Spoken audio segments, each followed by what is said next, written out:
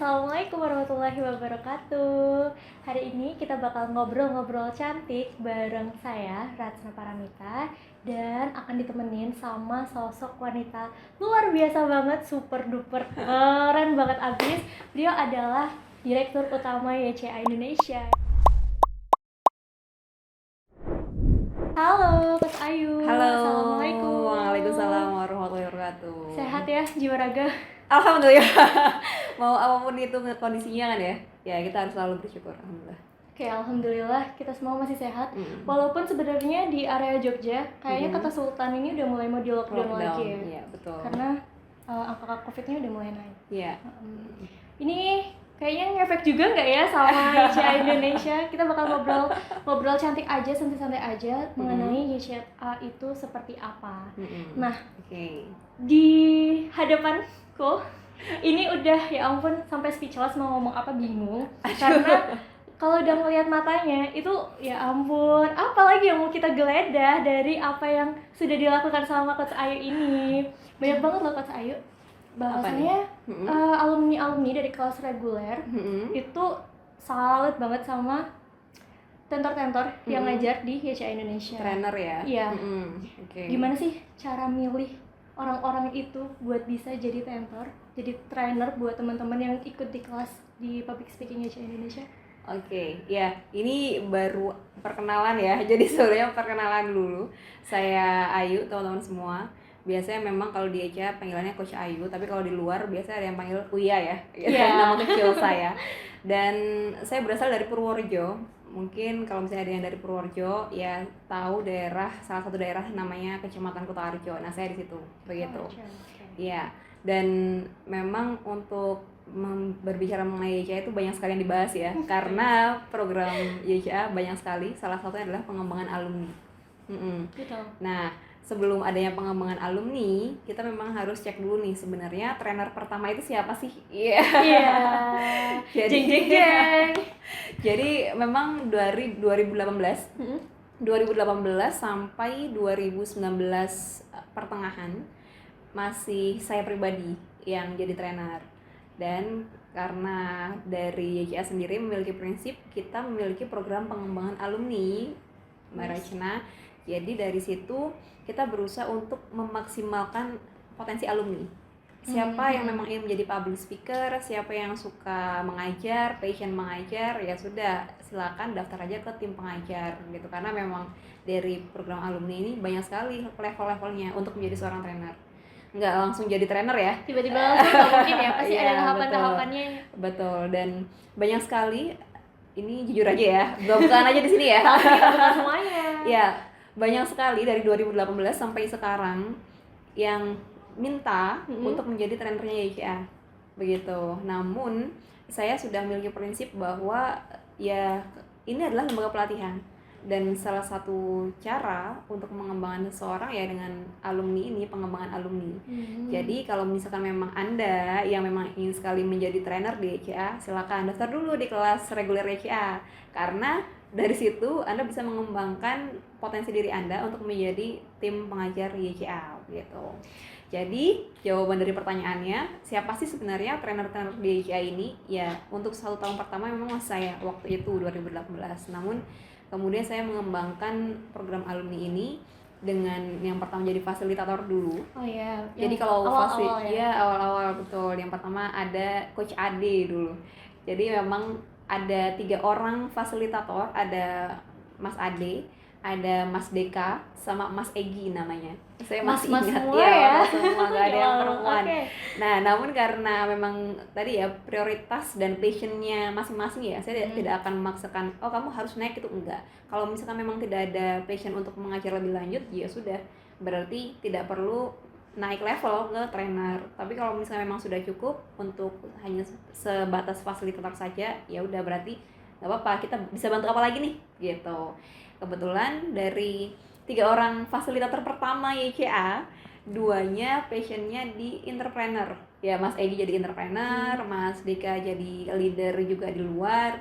Akhirnya yang Mas Adi ini yang memang passion untuk mengajar waktu itu begitu. Jadi alhamdulillah sekarang sudah mengembangkan 4 alumni untuk menjadi trainer, dan lebih dari 10 untuk menjadi fasilitator. Saya lupa berapa ya, sekitar 15 orang kalau nggak salah ya. Oke. Ya betul. 4 orang trainer, 10 lebih fasilitator. Yang daftar di YCA jadi siswanya ada berapa nih Coach? Iya, kalau misalkan di total dari seluruh program ya dari 2018 sampai sekarang itu hampir mencapai 4.000. Namun kalau misalkan kelas reguler saja, kan ada kelas premium banyak sekali ya. Ada yang kelas dasar, kelas premium seperti kelas reguler, public speaking, kemudian kelas leadership, ada kelas negosiasi, presentasi, kan banyak tuh. Tapi kalau dilihat dari kelas reguler aja, kita memang masih di angka 275 begitu dari 275. Ya, sisanya yang lain ada yang kelas negosiasi, leadership gitu. Tapi tadi total ada 4.000. Hampir 4.000 itu sampai tahun ini, tahun 2021. Per detik ini, betul. Wah, keren ya. Soalnya tahun 2000, saya masih ingat data yang 2020 bulan November. Itu datanya 3.375. Terakhir saya ikut menghitung sendiri. Jadi ya sekarang memang hampir mencapai 4.000 gitu. Mencapai 4.000. Ya itu total sudah dengan yang in-house training ya. Jadi kalau misalkan ada organisasi mahasiswa yang apply di YCA atau misalkan mengikuti pelatihan di YCA, nah itu total hampir 4.000 begitu. Masih sedikit dari target. Targetnya berapa sih Kak Ayu? Ya kalau misalnya berbicara data sih sebenarnya jumlah mahasiswa, kalau yang saya tahu ya ada sekitar 7,3 juta. Wah, berarti dari YCA Indonesia ini benar-benar kata Indonesianya itu buat seluruh Indonesia ya? Iya betul, dan karena dari 2020 ya kami membuka kelas online, jadinya kan tidak terbatas hanya di Jogja aja, meskipun banyak sekali yang buka cabang dong di Jakarta, di Solo yang dekat aja gitu ya. Iya, atau bahkan yang paling banyak memang di Medan, Jakarta sama Solo itu banyak sekali yang minta untuk buka cabang.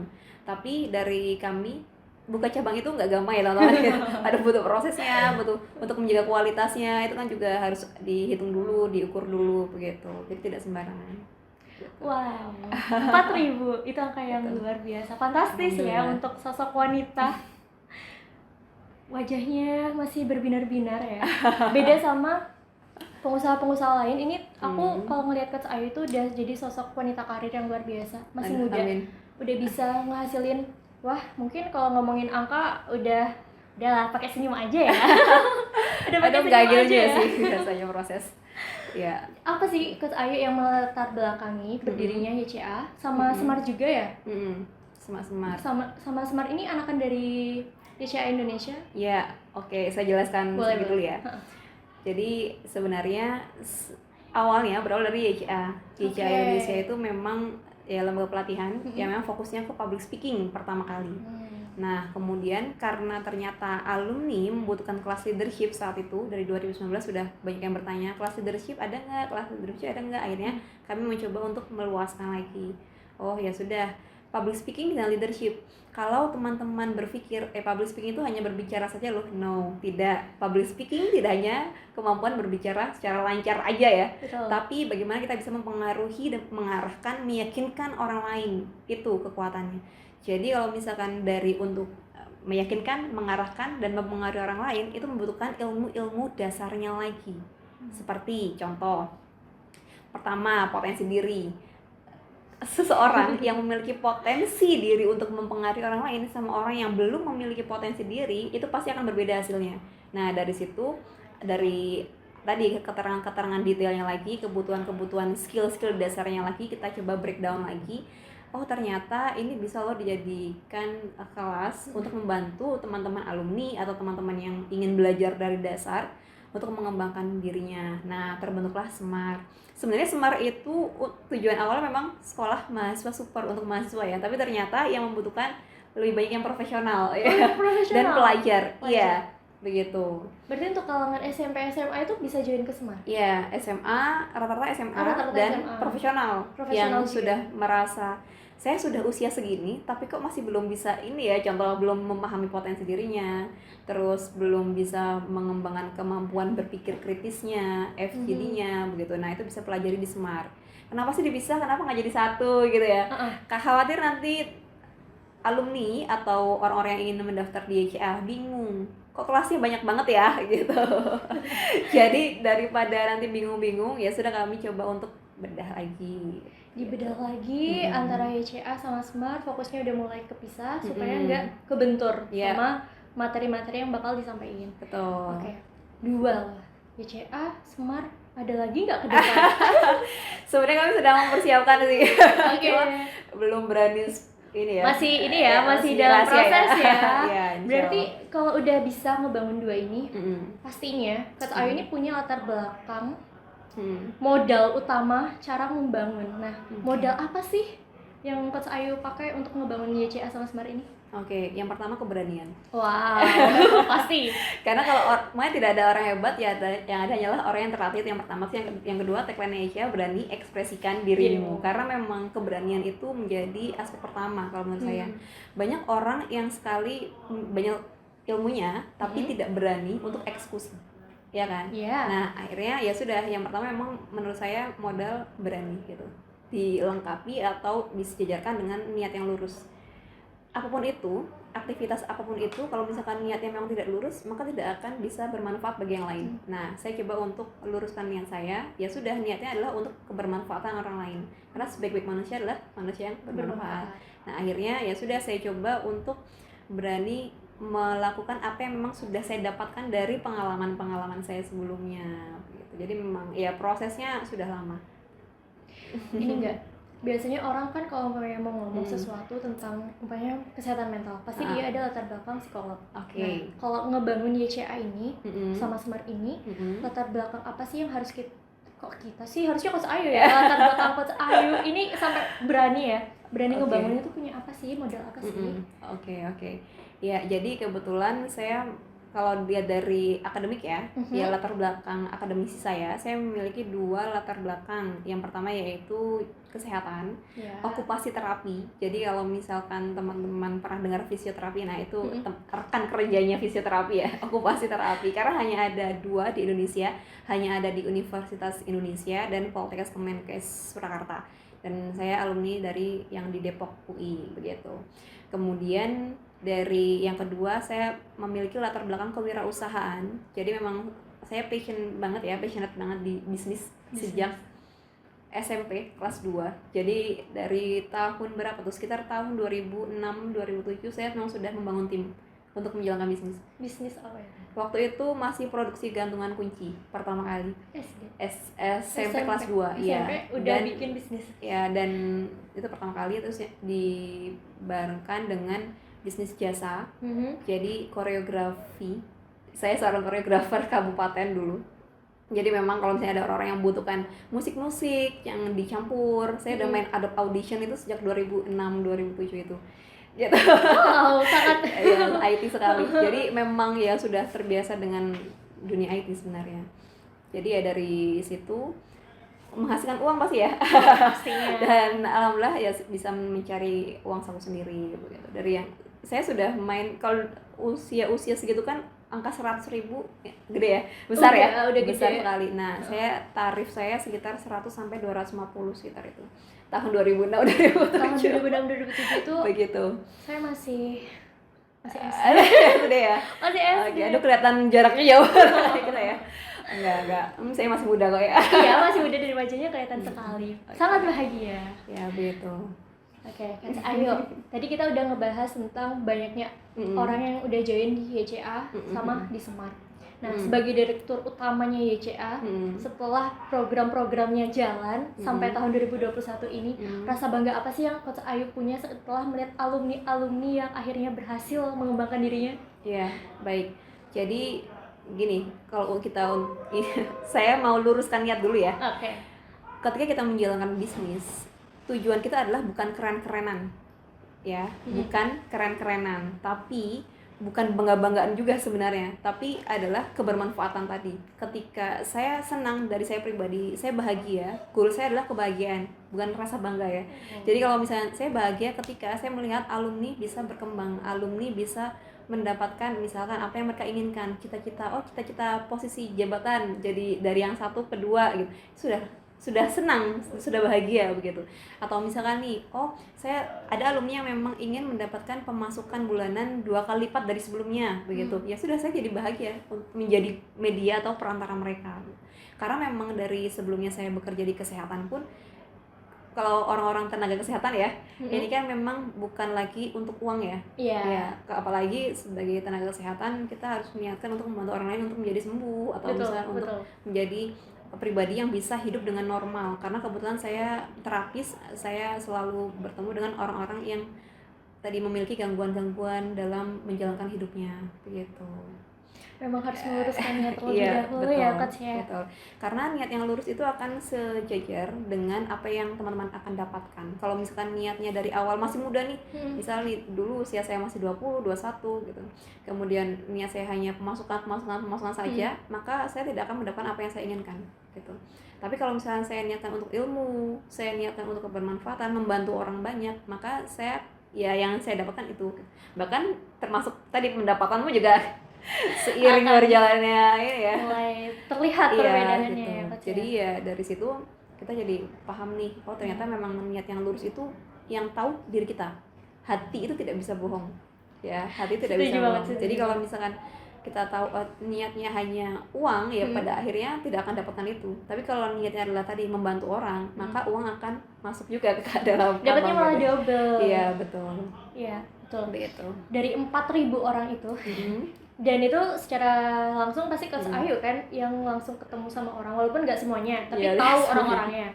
Nah, pernah nggak sih dapet anggota ataupun orang yang mendaftar, pesertanya itu lebih senior daripada Coach Ayu? Ya, pertanyaan bagus ya.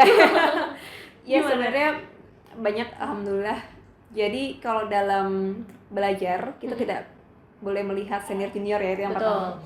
Ya, saya banyak sekali belajar dari orang-orang di bawah saya. Bahkan coach saya pun 2 tahun di bawah saya.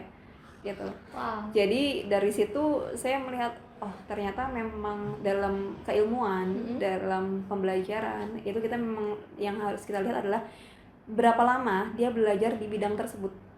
Begitu. Jadi misalnya nih, saya mau tanya, Rachna jurusannya apa? Sistem informasi. Berarti kan sudah belajar tentang pemrograman itu lebih dulu daripada saya nggak paham nih coding gitu misalkan.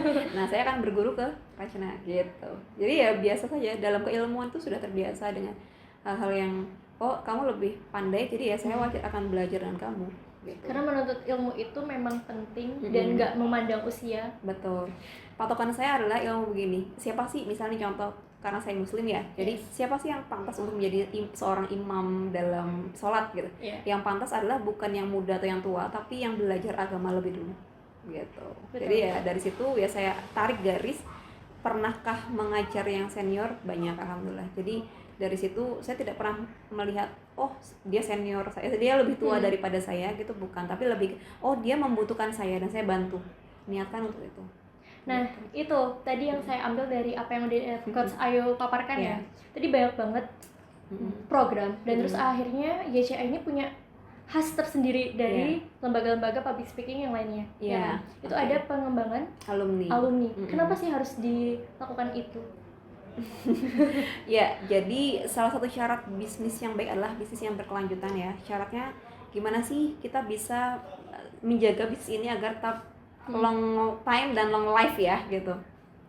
Salah satunya adalah dengan, ya menurut saya pribadi ya, berarti mengembangkan alumni gitu.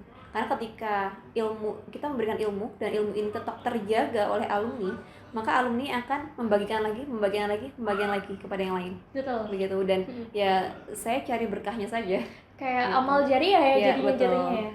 Jadi dari situ ya kenapa sih harus ada proses pengembangan alumni. Dan jujur kalau bagi teman-teman yang memang ingin sekali membuat lembaga yang sama mungkin ya seperti YCA gitu, hati-hati dengan program pengembangan alumni. Kenapa? Karena tidak mudah untuk mengelola orang. Jadi memang membutuhkan ilmu dulu, belajar dulu banyak hal, tadi dari hal-hal yang dasar tentang baik itu bisnis maupun yang tentang non bisnis, baik itu teknis maupun non teknis. Nah dari situ kita jadi punya bekal kan, modal. Apalagi banyak sekali milenial yang masih mengincar, saya mau apply, saya buat ini untuk kerennya aja. Nah itu coba diluruskan lagi niatnya. keren nih jadi owner ini, jadi owner. No, bukan hanya sekedar itu gitu. Oke, wow. Baru sebentar ngobrol langsung dapat vibes-nya emang beda ya kalau namanya orang yang udah Biasa aja ya. Coach Ayu dari 2018 sampai tahun 2021 hari ini titik terendah yang pernah Coach Ayu alami pasti banyak ya. Boleh di-sharing dong? Kayaknya Kira-kira belum apa banyak aja? sih. Belum banyak ya. Kira-kira apa aja Coach? Oke, ya mungkin bisa dong kamera ya. Ya jadi kalau bicara tentang titik terendah, kan berarti satu ya, titik nadir ya. titik nadir saya percaya bahwa setiap kehidupan itu pasti ada fase-fasenya. Ada yang mengatakan fase per 5 tahun, ada yang mengatakan fase per 10 tahun. Jadi misalnya dari 0 sampai 10, 10 sampai 20, 20 sampai 30 begitu. Tapi ada juga yang 10 sampai 5, 0 sampai 5, 5 sampai 10 begitu. Tapi kalau saya pribadi menggunakan fase yang tadi pertama, yang per 10 tahun. Kalau dilihat dari 10 tahun pertama, fase titik terendah saya adalah ketika saya nungguin jawabannya ya. Ketika saya ditinggalkan seorang gitu. Jadi ini kehidupan percintaan kayak ya itu kehidupan pribadi. Itu menjadi titik balik saya untuk berubah untuk apa? Ya untuk melupakan, bukan membuktikan tapi melupakan sebenarnya. Jadi kalau saya pribadi, saya bukan tipe orang yang saya takutin kalau suatu hari nanti aku bisa, saya bukan tipe orang seperti itu. Alhamdulillah saya bukan tipe orang seperti itu karena saya tipe yang gini, saya ditinggalkan oleh dia, jadi gimana caranya biar saya lupa. Jadi ya sudah, salah satu cara untuk lupa adalah produktif ya, tetap produktif begitu. Jadi harus ada sesuatu yang bisa dipikirkan. Nah biasanya sih ya gitu ya, kalau umpamanya kita lagi ada sesuatu yang bikin down, habis itu ngerjain sesuatu itu malah jadi lupa. Kalau umpamanya malah nggak ngapa-ngapain, itu malah jadi kepikiran terus terus jatuh lagi. Betul. Gitu ya Kak saya. Iya betul. Nah itu dari yang fase 10 tahun pertama. Kalau fase 10 tahun kedua saya harus mengingat-ingat ya, tapi kalau dari saya pribadi sejauh ini saya masih enjoy aja dari usia 21 berarti ya. Dari 21 tahun sampai sekarang, dicari aja nanti usia berapa. Kita cari di Google, ketik selama dari 21 tahun sampai saat ini ya alhamdulillah saya masih merasa enjoy meskipun ada mungkin ada saya sempat down, tapi alhamdulillah kayak 2 hari 3 hari bangkit lagi begitu. Jadi ya saya bingung kalau ditanya titik terendah, mana yang titik terendah ya gitu. Akhirnya tetap bisa sukses, berhasil naikin lagi titik terendahnya, jadi tadi titik balik buat bangkit ke atas. Iya betul, kehidupan yang tadi cita-citanya menggapai mimpi gitu, semoga sama sampai bisa go internasional pastinya. Amin. Kayak Agnes Monica juga sudah go internasional. Berarti Kak Ayu sebentar lagi. Amin, kita aminin sama-sama. Iya gitu. Oke Kak Ayu, untuk 1 tahun ini atau beberapa tahun ke depan ada program-program baru apa sih yang ada di YCA? Program baru yang ada di YCA? Yes. Iya. Aduh ini rahasia sudah. Ditungguin aja ya. Dikit aja deh. Ditungguin aja gitu. Ditungguin aja. Okay. Ya karena memang untuk yang kelas terbaru ini bakal banyak hal yang berubah dari yang, karena kita akan mengubah model bisnis begitu. Ini sudah bukan yang kelas lagi ya, tapi model bisnisnya yang diubah begitu. Sampai buka cabang ya? Insyaallah. Amin. Kita tunggu untuk cabang yang di Medan, Jakarta, Solo. Nah, itu. Dan kota-kota lainnya juga sabar gitu ya. Sementara masih online dulu saja. Masih online ya? Iya, karena online saja garansi mengulang seumur hidup loh. Betul. Iya. Sudah merasakan ya? Sudah. Sangat merasakan, luar biasa sekali programnya. Nah, gitu. Gitu. Rachina. Oke Kak Ayu, kayaknya hari ini kita udah ngobrol panjang lebar mengenai latar belakang, terus program-program, juga dari titik terendah sampai titik bangkitnya Coach Ayu juga kita udah geledah dikit-dikit. Terus nanti bakal ada program-program baru yang teman-teman nantikan saja di beberapa bulan atau beberapa tahun lagi. Yang sabar. Jangan lupa daftar di kelas-kelas yang ada di YCA Indonesia, terutama kelas yang ada public speakingnya. Sama Semar juga ya? Iya, Semar. Ada kelas di Semar juga. 7 materi ya? 7 materi soft skill. 7 materi soft skill. Oke, bagi kamu yang pengen banget buat ngembangin potensi diri, boleh banget langsung join di kelasnya YCA dan juga Smart Indonesia, karena kami percaya tidak ada orang yang hebat, yang ada hanyalah orang-orang yang terlatih. YCA Indonesia, berani ekspresikan dirimu.